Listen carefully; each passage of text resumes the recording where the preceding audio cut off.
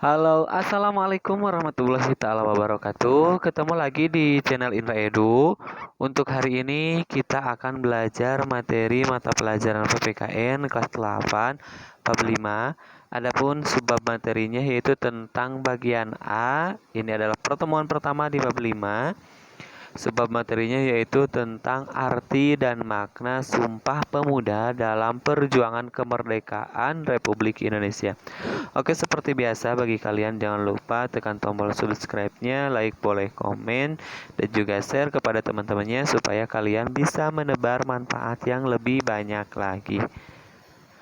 Oke, adapun pembahasan dalam video hari ini yaitu yang pertama tentang peran perjuangan pemuda dalam organisasi kepemudaan. Yang kedua adalah arti dan makna Sumpah Pemuda dalam perjuangan kemerdekaan Republik Indonesia. Oke, langsung saja. Pembahasan yang pertama adalah tentang peran perjuangan pemuda dalam organisasi kepemudaan ya. Oke, garis bawahi atau kita lingkari pemuda. Nah, eh, pemuda, apa yang dimaksud dengan pemuda? Pemuda itu adalah orang-orang yang muda. Itu ada yang bisa dilihat dari segi usia gitu ya. Banyak pendapat atau banyak pengertian tentang pemuda. Pemuda itu bisa dikatakan mereka yang berusia 16 sampai dengan 30 tahun. Itu bisa dikatakan seorang pemuda ya. Nah, peristiwa sejarah Sumpah Pemuda atau Sumpah Pemuda merupakan suatu pengakuan dari pemuda-pemudi Indonesia yang mengikrarkan satu tanah air, satu bangsa, dan satu bahasa. Sumpah Pemuda dibacakan pada tanggal berapa? Tanggal 28 Oktober 1928. Nah, hasil rumusan dari Kerapatan Pemuda-Pemudi atau Kongres Pemuda II di Indonesia yang hingga kini setiap tahunnya diperingati Hari Sumpah Pemuda. Oke, Sumpah Pemuda merupakan babak baru bagi perjuangan bangsa Indonesia. Kenapa dikatakan sebagai babak baru bagi perjuangan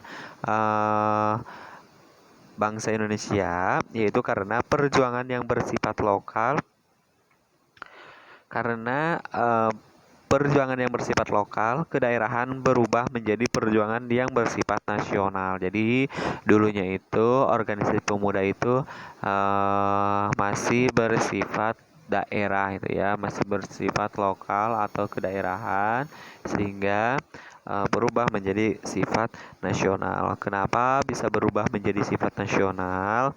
Ya, karena para pemuda sadar bahwa perjuangan yang bersifat lokal adalah akan sia-sia saja. Kenapa sia-sia? Karena ya bersifat daerah gitu ya, masih keterbatasan dalam lokal tersebut atau daerah tersebut gitu ya. Nah, mereka juga sadar bahwa hanya dengan persatuan dan kesatuan cita-cita kemerdekaan dapat diraih. Oke, pada tahun 1908, Indonesia mulai bangkit dengan berdirinya organisasi pertama, yaitu apa organisasi pertama yang ada, yaitu organisasi Budi Utomo. Oke, organisasi yang pertama yang ada itu adalah organisasi Budi Utomo. Nah, berdirinya organisasi Budi Utomo ternyata mendorong bermunculnya organisasi pemuda seperti apa saja. Oke. Nah, Budi Utomo mendorong bermunculnya organisasi pemuda yang pertama adalah Trikoro Darmo, di mana Trikoro Darmo itu didirikan oleh R. Satiman Wiryo Sanjoyo. Ini adalah orang yang mendirikan Trikoro Darmo, lalu dan kawan-kawan, yaitu di Gedung Stovia Jakarta pada tahun 1915. Nah, Trikoro Darmo ini merupakan cikal bakal dari Jong Java ya. Nah, Trikoro Darmo ini memiliki 3 misi mulia. Apa saja 3 misi mulia dari Trikoro Darmo? Di mana Trikoro Darmo itu memiliki 3 misi mulia. Yang pertama adalah sakti, yang kedua budi, yang ketiga bakti. Di mana sakti itu adalah kekuasaan dan kecerdasan, sedangkan budi adalah kebijaksanaan dan bakti adalah kasih sayang. Itulah 3 misi dari Trikoro Darmo. Sedangkan visi ini kemudian dikembangkan dalam 3 tujuan, yaitu Trikoro Darmo sebagai berikut. Nah, 3 tujuannya itu apa saja? Ini dari 3 tujuan Trikoro Darmo. Yang pertama adalah mempererat tali persaudaraan antar siswa-siswi Bumi Putra pada sekolah menengah dan kejuruan. Yang kedua adalah menambah pengetahuan umum bagi anggotanya. Yang ketiga adalah membangkitkan dan mempertajam peranan untuk segala bahasa dan budaya. Itulah tujuan dan misi mulia dari Trikoro Darmo. Yang kedua, organisasi berdirinya Budi Utomo mendorong munculnya organisasi pemuda. Yang kedua adalah Jong Sumatran Bon. Nah, Jong Sumatran Bon ini adalah organisasi kepemudaan Persatuan Pemuda Pelajar Sumatera atau Jong Sumatera Bon. Nah, ini organisasi Jong Sumatera Bon itu didirikan pada tahun 1917 di Jakarta. Lalu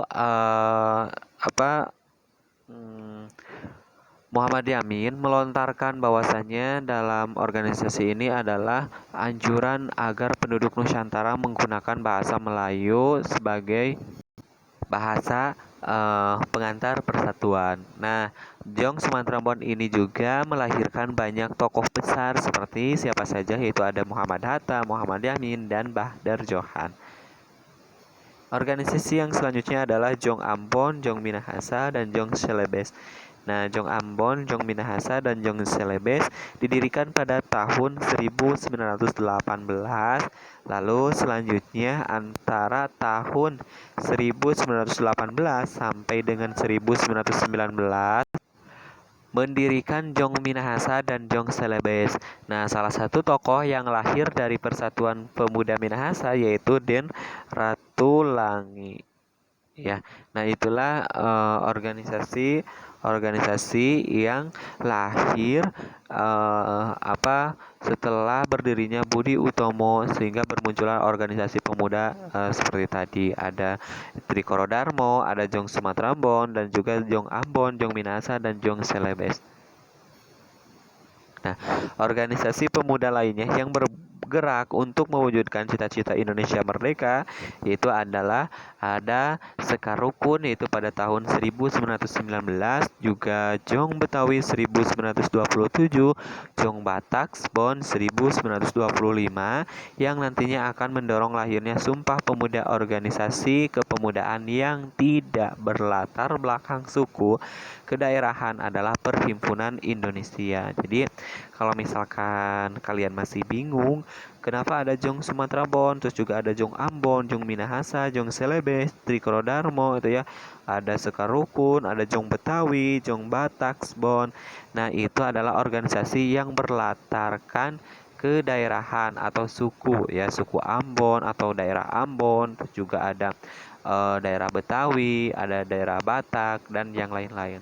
Jadi itu adalah organisasi yang berlatarkan kedaerahan atau suku. Sedangkan ada organisasi yang tidak berlatarkan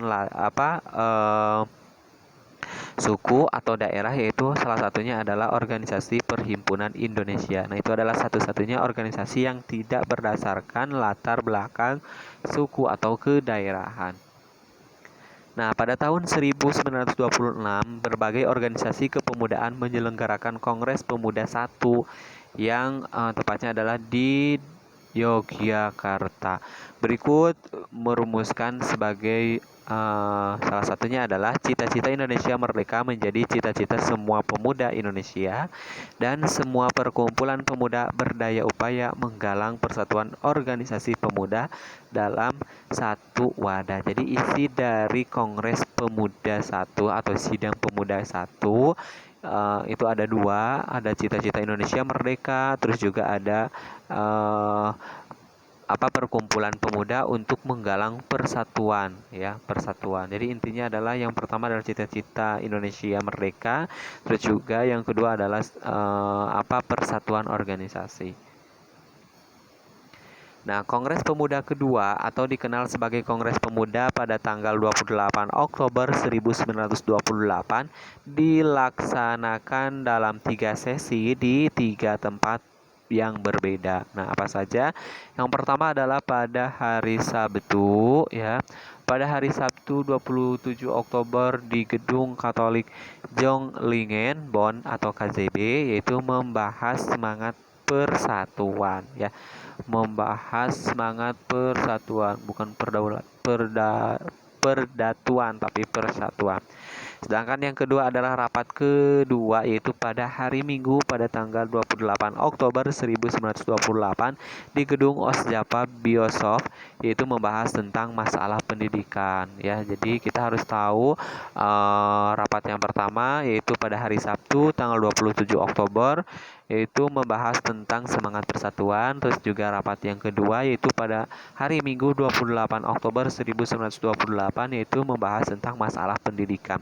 Rapat penutup atau rapat ketiga yaitu dilaksanakan di Gedung Indosisi, yaitu Klub Bow di Jalan Kramat Raya nomor 106.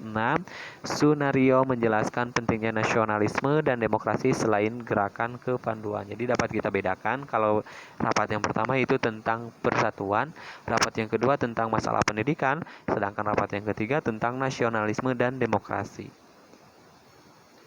Oke, adapun panitia Kongres Pemuda yaitu sebagai berikut. Yang pertama ada ketua sampai dengan pembantu 5. Ada ketuanya itu adalah Sugono Joyo Puspito, yaitu ini berasal dari organisasi VPPI atau Perhimpunan Pelajar Indonesia itu, ya, atau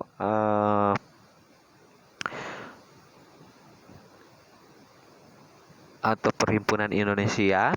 Sedangkan wakil ketuanya itu adalah RM Joko Marsaid, ini berasal dari organisasi Jong Japa.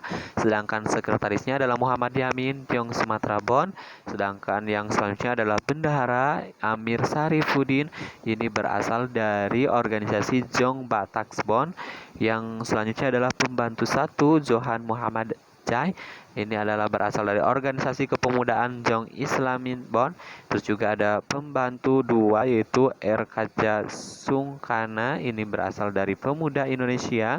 Terus juga ada pembantu ketiga yaitu ada Senduk, ini ada berasal dari organisasi Jong Ambon.